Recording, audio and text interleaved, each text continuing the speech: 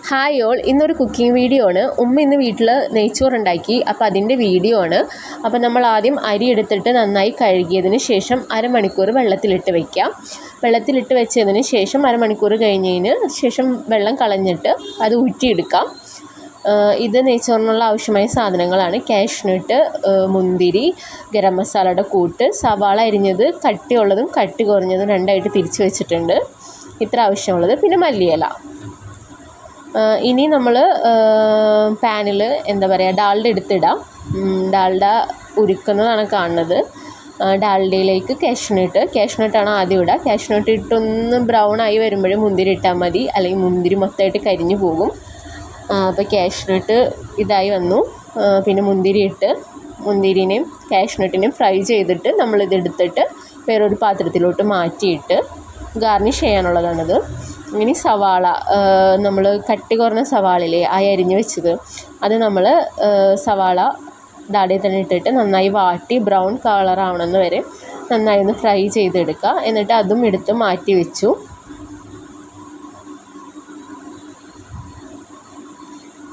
അങ്ങനെ സവാളയും ഗാർണിഷ് ചെയ്യാനുള്ള എല്ലാ സാധനങ്ങളും റെഡിയായി. സവാള മാറ്റി വെച്ചതിന് ശേഷം അതേ ഡാൽഡയിലോട്ട് നമ്മൾ ഗരം മസാലയുടെ കൂട്ട് എടുത്ത് മാറ്റി വെച്ചിരുന്നില്ലേ, ഗരം മസാലയുടെ കൂട്ട് അതേ ഡാൽഡയിലിട്ട് നമ്മൾ ഇട്ട് നന്നായിട്ടൊന്ന് മിക്സ് ചെയ്തെടുക്കുകയാണ്.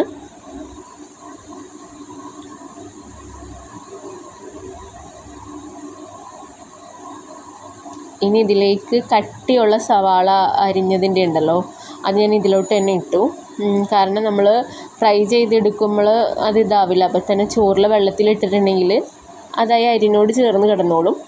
അപ്പം കട്ടിയുള്ള സവാളയും ഗരം മസാല ഇട്ടിട്ട് നന്നായി വഴറ്റി ഡാൽഡയിലിട്ടിട്ട് വഴറ്റിയതിന് ശേഷം വെള്ളം എന്ന് പറയുന്നത് 1 കപ്പ് അരിക്ക് 1.5 കപ്പ് വെള്ളം എന്നുള്ള രീതിയിലാണ്. അപ്പോൾ വെള്ളം ഇട്ട് വെള്ളത്തിലോട്ട് നമ്മൾ 1 ടേബിൾ സ്പൂൺ ഉപ്പാണ് ഇടുന്നത്. ചോറിന് ഉപ്പ് വേണമല്ലോ. അപ്പോൾ നിങ്ങൾ എടുക്കുന്ന അരിയുടെ അനുസരിച്ച് ആവശ്യാനുസരണം ഉപ്പിടാം. എന്നിട്ട് നന്നായി ഇളക്കി കൊടുക്കാം. ഇളക്കി കൊടുത്തതിന് ശേഷം പിഴിഞ്ഞ് വെച്ച നാരങ്ങ അതിലോട്ട് ഒഴിച്ച് നന്നായി ഇളക്കാം. ഇനി വെള്ളം തിളച്ച് വരുമ്പോൾ നമ്മൾ ഊറ്റി വെച്ചിരിക്കുന്ന അരി അതിലോട്ട് ഇട്ടിട്ട് നന്നായി ഇളക്കി കൊടുക്കാം. എന്നിട്ട് ആ ഒരു വെള്ളം തിളയ്ക്കുന്നത് വരെ അത് നോക്കാം. തിളച്ച് കഴിയുമ്പോൾ അത് സ്ലിമ്മിലിട്ടിട്ട് മൂടി വയ്ക്കാം, വെള്ളം വറ്റാൻ വേണ്ടിയിട്ട്. അപ്പോൾ വെള്ളം നന്നായി തിളച്ച് വന്ന് കഴിയുമ്പോൾ അതൊന്ന് സ്ലിമ്മിലിട്ടിട്ട് അത് മൂടി വയ്ക്കാം. അങ്ങനെ നമ്മുടെ നെയ്ച്ചോറ് ഇത്രയേ ഉള്ളൂ. നമ്മുടെ നെയ്ച്ചോറ് റെഡിയാണ്. ഇത് ഗാർണിഷ് ചെയ്ത് മുകളിലൊന്ന് ഗാർണിഷ് ചെയ്യാൻ വേണ്ടിയിട്ട് ഫ്രൈ ചെയ്തിട്ട് ഗാർണിഷ് ചെയ്തിട്ട് നമ്മുടെ നെയ്ച്ചോറ് റെഡി.